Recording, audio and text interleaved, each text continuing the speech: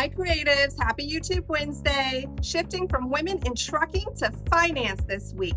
Welcome V, host of her channel, The Broken Wallet, with over 47,500 subscribers. I'm excited to feature V because of her personal finance savvy, but also because her root message on contentment resonates so profoundly. And for anyone who doesn't know, contentment is a state of being happy or satisfied with who you are and accepting where you are in the present. Now, this does not mean that you cannot work on yourself or that you can't improve yourself, nor does it mean that you can't make more money, because there are plenty of healthy goals that will involve money, such as building a bigger emergency fund, buying a house, or maybe even having more disposable cash to enjoy experiences. So being content does not mean that you have to stay in the same place forever. And to really help us understand this concept, I read something recently that explained it perfectly. It said that contentment doesn't mean the absence of desire, but rather gratefulness for what you presently have, and most importantly, what you don't have isn't stopping you from being happy in the moment. This is truly key and sound advice, especially living in a social media world. Think on this. It used to be keeping up with the Joneses were a few people on your neighborhood street, right?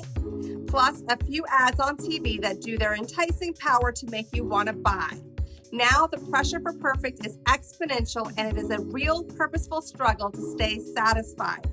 Learning to live in a state of gratitude and contentment is one of the most meaningful achievements in life. We've looked at different industries that have embraced a frugal, minimalist approach, such as our very first feature almost 70 vids ago with Rayanne, who helped revolutionize the food industry with her sustainable brand cookies So Much. We highlighted furniture restoration with the purpose of living with less waste in the landfill. Considering finance in a mindful way brings purpose to your spending and saving. Let's listen. Living frugal involves a complete shift in the way we use our resources, which can not only help us save money, but also be less wasteful. If you ask different people what it means to be frugal, you might not get the same responses because everybody can approach it differently. But there are a few traits that you'll see often among some of the most frugal people. So if you're trying to shift your mindset and become a little bit more thrifty, these are a few habits to start working on. So the first habit is to be frugal with your time. Saving money and spending less is a big part of thriftiness, but your money isn't the only thing to monitor. It's also beneficial to monitor your time and make good use of it. Now, we've all heard the phrase time is money, and this can mean different things to different people, with some people viewing time as a valuable commodity. But no matter how you interpret this saying, being frugal with both your resources and your time can have a positive impact on your finances. There's always something you could be doing, and depending on your circle, you might frequently receive invitations to dine out, go to the movies, to travel, or to participate in some other form of entertainment. But although balance is important and you should have fun, entertainment and recreation can get out of control fast and kill your budget. Now, I'm not saying that you should sit at home or only have fun if it's a free activity, but what I am saying is that it is okay to prioritize things that are important to you, and it's also okay to say no if you prefer not spending your time on something. Because choosing to spend less time on the things that don't matter as much to you means that you'll have more time and money to spend on the things that do matter. A teaser to entice with a plethora of sound advice. Don't worry, we will post the link to her 7 habits of highly frugal people for frugal living tips and how to save money. As the world faces inflation and holidays approach, this seems like perfect timing for her message. November is upon us and stress is likely high. You are not the only one feeling it despite what your scroll feed tells you. Breathe, click on the link, and don't miss it.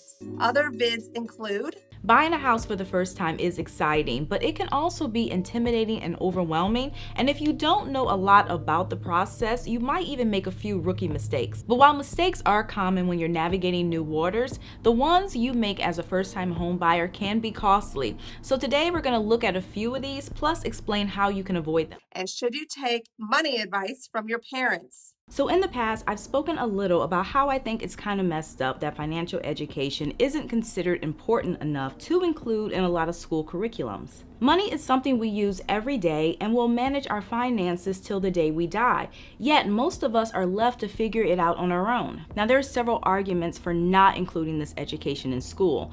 And one argument that tends to come up a lot is that it is the parents' responsibility to teach life lessons. So ultimately, it's their responsibility to teach their kids about money. Now, personally, I think that there are a few holes in that explanation, and one could argue that if that was truly the case, then why do we have sex education and why did we have home economics? Now, some parents do have money-related discussions with their kids, but in speaking with people over the years about the extent of these discussions, there are a few things that I picked up.